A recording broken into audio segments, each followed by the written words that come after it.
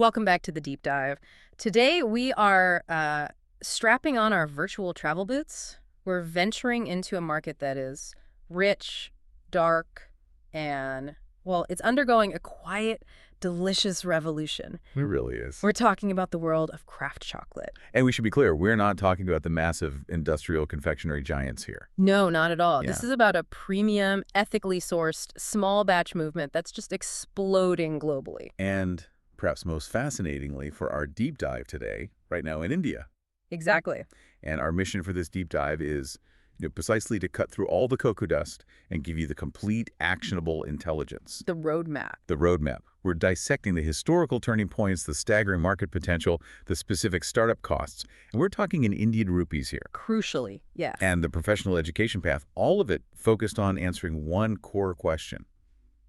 What does it take for you to capture a piece of this surging craft chocolate market in India? Okay, let's unpack this immediately because the scale of the opportunity here is truly staggering. Yeah. It is. We are looking at just the fine chocolate segment of the overall market, the premium end, and it's projected to hit a massive USD 5.5 billion by 2033. Wow. I mean, to put that in perspective, that's larger than the GDP of some small nations. All centered on a single luxury food item. It's incredible. Right.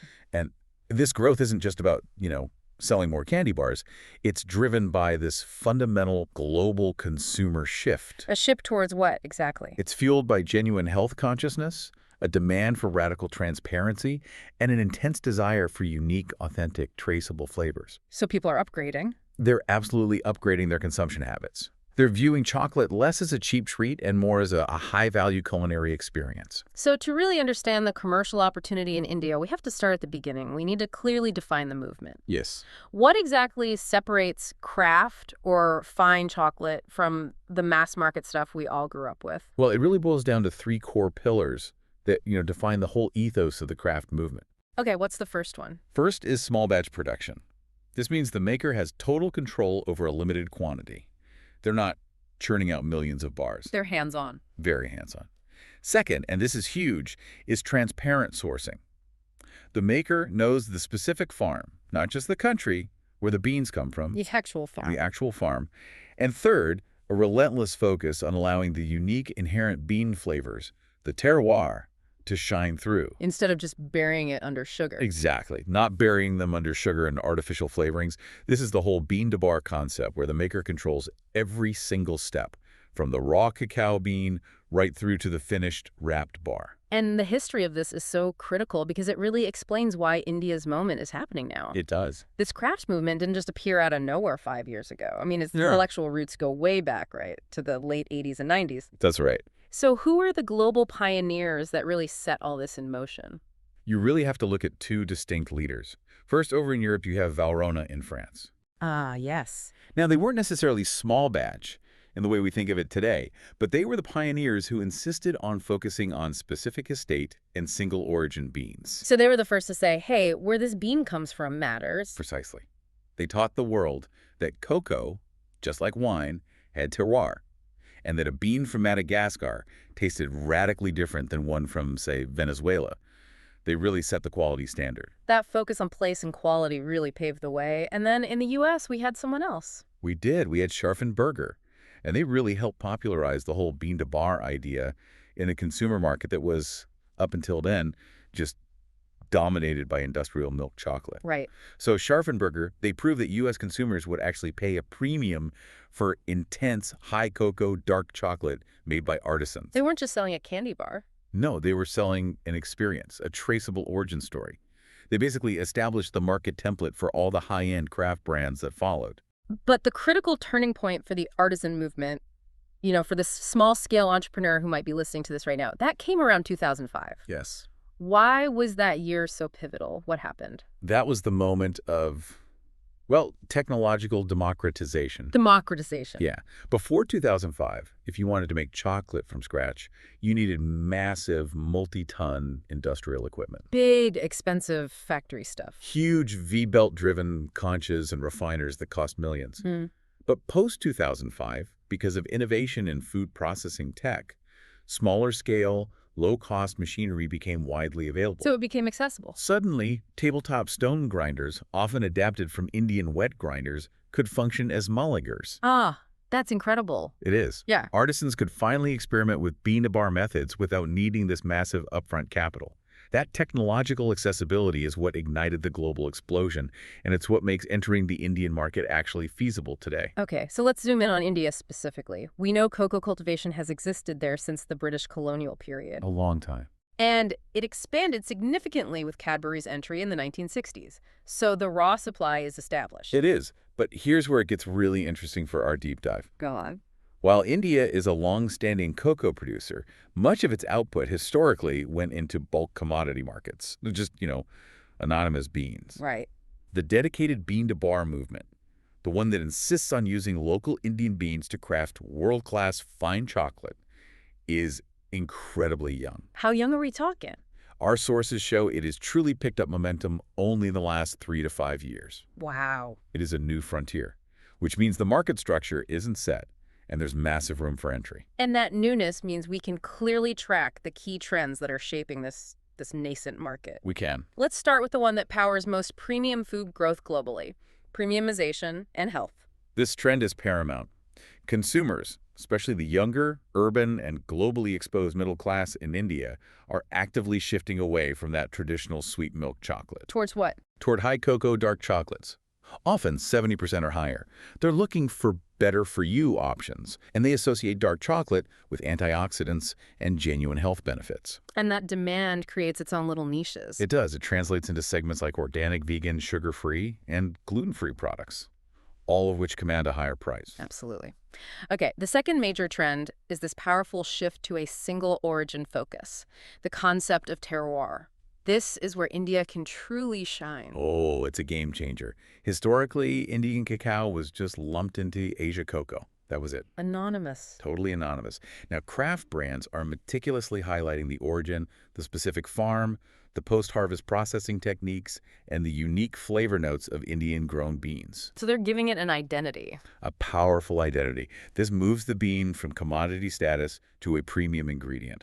And the focus regions are specifically Andhra Pradesh, Kerala, and Karnataka. And do they taste different? Radically.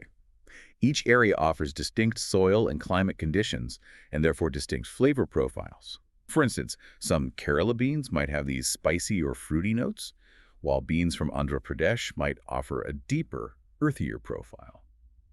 Fascinating. Okay, third trend. Flavor innovation. Yes. Craft makers thrive on creativity, and in India, this means experimentation with indigenous flavors that industrial chocolate would never touch. Think about the spices and ingredients that define Indian cuisine.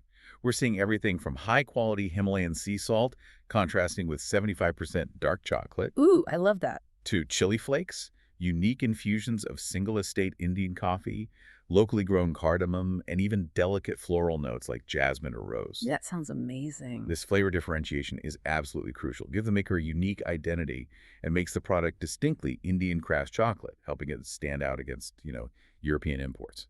And finally, the fourth trend, which is a global imperative now, is sustainability and transparency. This speaks directly to the conscious consumer. Transparency means consumers want to know exactly where their bean came from and, crucially, how the farmer was compensated. So it's not just about taste, it's about ethics. Exactly. Craft makers often commit to paying significantly above commodity prices. And paired with this is the use of sustainable and eco-friendly packaging, often plastic-free or compostable. And this appeals to a specific demographic. It appeals directly to the young, affluent consumer who sees their purchase as a reflection of their ethical values. It's so clear the market is primed. And just to put a sharp point on the potential, you mentioned India has low per capita consumption. How low are we talking here? That's the entire story of the opportunity right there. Mature markets like Switzerland or Germany, they consume between 8 and 11 kilograms of chocolate per person annually. 8 to 11 kilos. Okay. In India, we are talking about less than half a kilogram, Half a kilo. closer to 0.4 or 0.5 kilograms per person per year. The market is just dominated by lower quality, high sugar industrial bars. So the room for growth is... It's immense. As disposable incomes rise and awareness increases, even a modest shift in consumption habits toward premium products represents immense, untapped potential for growth in the craft sector. And that's where we get that CAGR of over 7% projected for the next decade. That's exactly where it comes from. That sets the scene beautifully. Now let's talk business. Because passion needs a plan, right? Absolutely. And that plan requires capital and machinery. If we connect this to the bigger picture, we see India's chocolate market leading the growth charts globally, projected to reach that USD 5.5 billion value by 2033. It's just the potential is everywhere. The low per capita consumption, coupled with a booming, globally aware urban middle class, it makes it perhaps the most exciting frontier for premium food products anywhere in the world right now. So if you are listening to this and you're looking to enter this market with a premium bean-to-bar product, what does the hardware actually cost? Right. We need a practical breakdown of the investment tiers in Indian rupees, and we need to understand what each machine actually does. The investment costs, as you can imagine, vary dramatically based on the scale from, a home kitchen startup just testing the waters to a fully dedicated facility. Okay, let's start at the bottom. The minimum or small setup. This is the serious artisanal hobbyist or the very lean D2C-focused startup. What's the range here?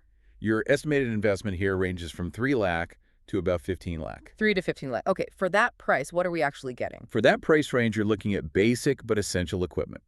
This includes a small batch roaster, which is often a repurposed coffee roaster, necessary to develop those flavor profiles in the raw bean. Got it. Then a winnower. This is a crucial machine that separates the shell or the husk from the actual cocoa nib. And if you don't have a good winnower, Your chocolate will be gritty. It's a non-starter. and the heart of the operation, the grinder. Exactly. You'll need one or more malongers, which are usually stone-based grinders that take those crunchy nibs and grind them for, 24 to 72 hours until they become a smooth liquid paste called cocoa liquor. And then finishing? You also need a small tempering machine, which is non-negotiable for stability and shine, along with basic molds and some simple packaging gear. So with that 15 lakh setup, what's a realistic output? A 15 lakh setup can realistically produce a few hundred kilos a month. That's enough to supply 10 to 15 specialty stores or manage a pretty robust online D2C operation in a major city. Okay, let's move up a tier. The mid-size setup. You're scaling beyond the kitchen, you're targeting wider distribution, and you want more efficiency. Right. The investment jumps significantly here, doesn't it? It does. You're looking at a range from 20 lakh to 40 lakh. And what does that extra money buy you? In this tier, you're upgrading to higher capacity and increased automation. You move from those repurposed malangers to dedicated higher capacity industrial grinders. And you mentioned a new machine, the conchi. Critically, yes. You'll upgrade to a refiner conch machine. The conch is a machine that kneads and aerates the chocolate paste, removing volatile acids and moisture and smoothing the texture over many hours. So this is about quality. It vastly improves the quality and the flavor profile compared to just using a basic malanger. It's a huge step up. And what about final product forms? Are you still just making bars?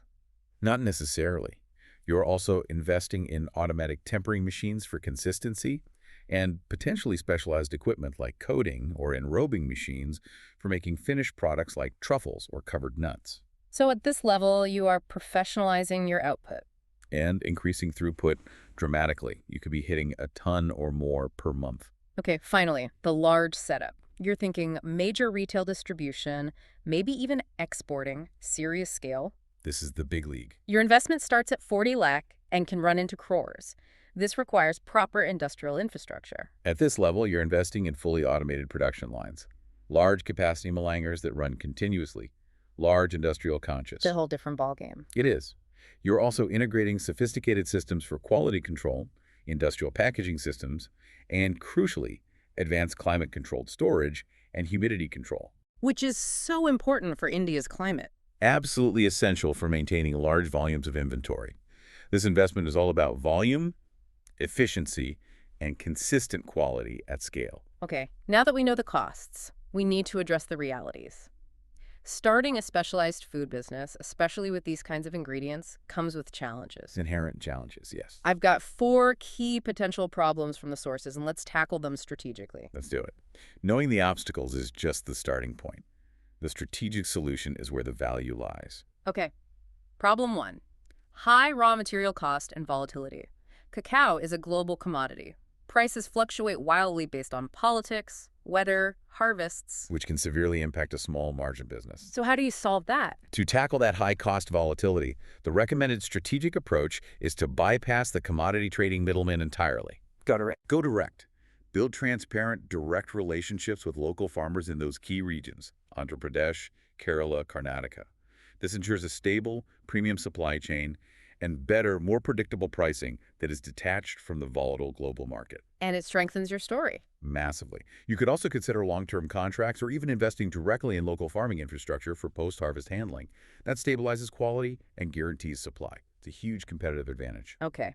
Problem 2. Stiff competition from big, established brands. They have the distribution, the marketing budget, their household names. How does a small craft maker even begin to compete? You must abandon the idea of competing on volume or price. That's a losing game. It's a losing game. Yeah. The solution is intense differentiation.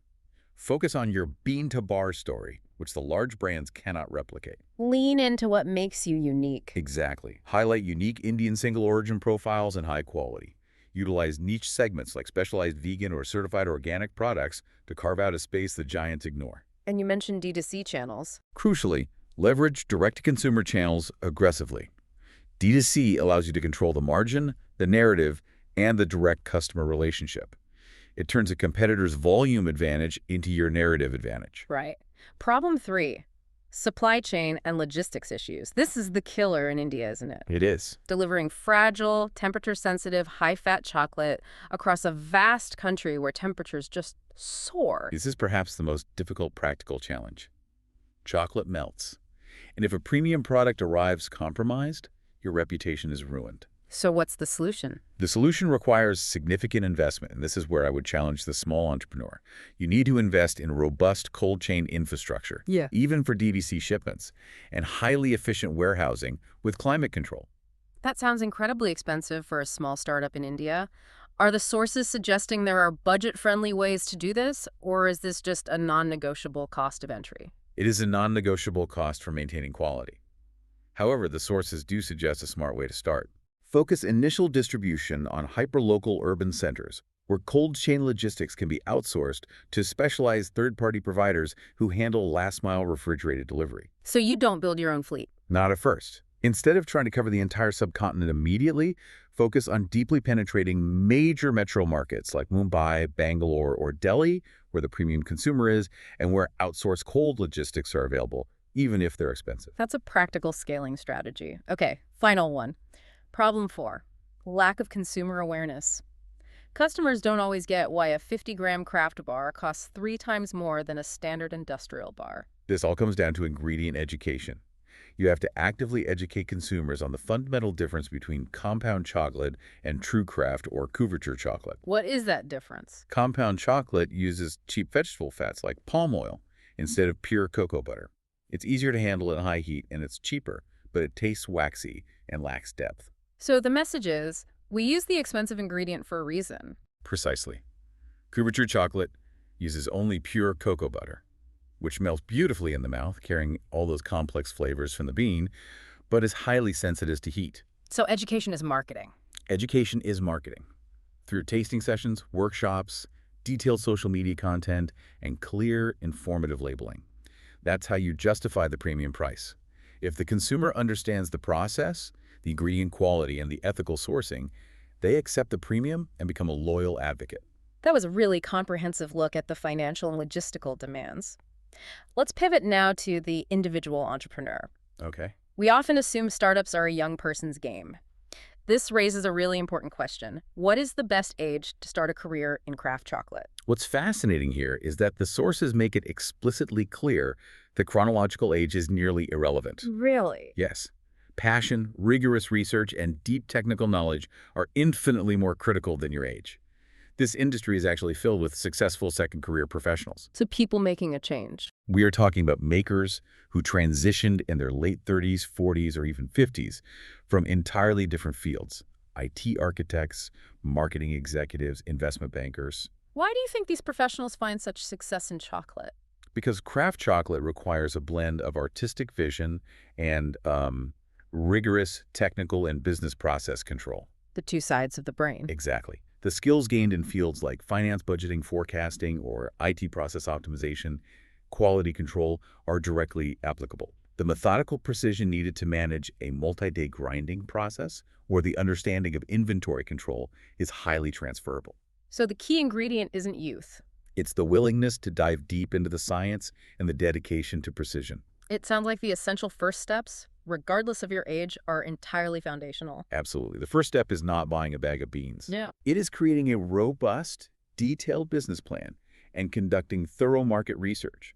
You need to know your beans, your machinery, your distribution strategy, and your target audience, the demographic that will pay that premium price before you spend a single rupee on equipment. Okay, let's talk geography. If someone has the technical skills, where is the best country in the world to launch this kind of venture? Well, globally, the U.S. is still the established hub of the craft chocolate movement. Right. It has a mature consumer base that's willing to pay high prices, vast resources, and a vibrant community of makers and specialized educators. It's a great place for learning and networking. But the opportunity isn't just in those established markets, it's also in the origin countries themselves. Precisely. Countries where cacao is actually grown, like India, Ecuador, Peru, they offer unique, powerful advantages that are increasingly important to that conscious consumer we talked about. How so? They allow for true, direct farmer collaboration. You cut out the middleman, and you strengthen that ethical sourcing story. You can build an unparalleled narrative around local beans, elevating them into single-origin heroes. It's a powerful differentiator. And this brings us right back to India's specific edge. India offers that unique trifecta: a domestic supply of cacao from Andhra Pradesh, Kerala, and Karnataka. Check. A rapidly burgeoning market that is hungry for premium, domestically sourced goods, Double check. and the absence of established, large-scale craft competitors. It offers this rare chance to shape a new industry from the ground up, linking farming directly to premium products. You're redefining what Indian chocolate means globally. We get to be a pioneer in a rapidly expanding domestic economy. It's a powerful vision. It is a powerful vision, but, jumping from a corporate job to a technical operation like this requires a steep learning curve. Very steep. While many pioneers were self-taught, professional courses can significantly cut down the time it takes to achieve quality consistency. Oh, absolutely.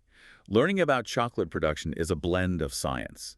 The fermentation, the roasting temperatures art, the flavor balancing and business, the branding and packaging. You need a bit of everything. You do.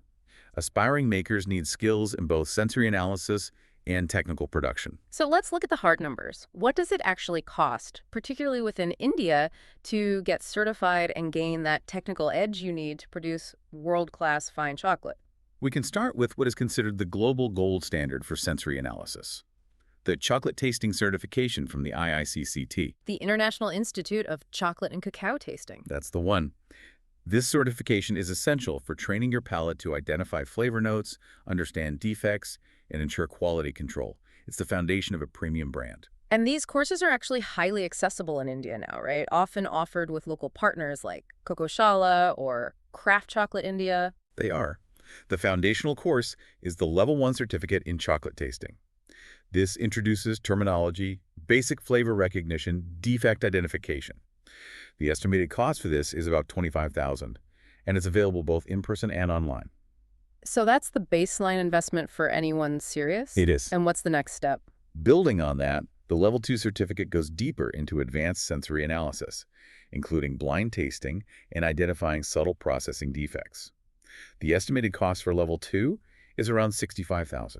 And if you do them together, If you commit to both at once, there's often a slight discount, bringing the combined levels 1 and 2 cost to about 85,000 cows. and for the truly serious professional, the person who wants to consult, judge competitions, be a world-class expert, For them, there is the Advanced Level 3 certification. This is a major commitment. It requires extensive study, often includes necessary field trips to cacao origins to fully understand post-harvest processing. and the cost reflects that commitment. It does.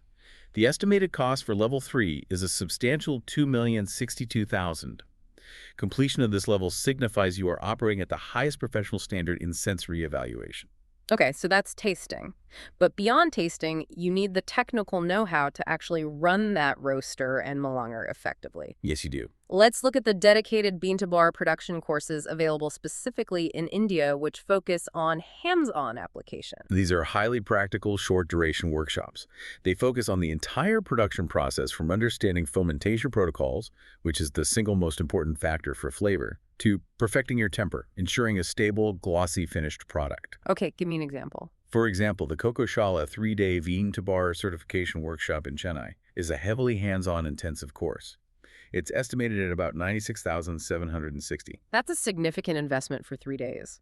It is, but it is designed to drastically reduce the costly trial and error period of self-learning. And are there more budget-friendly options? There are.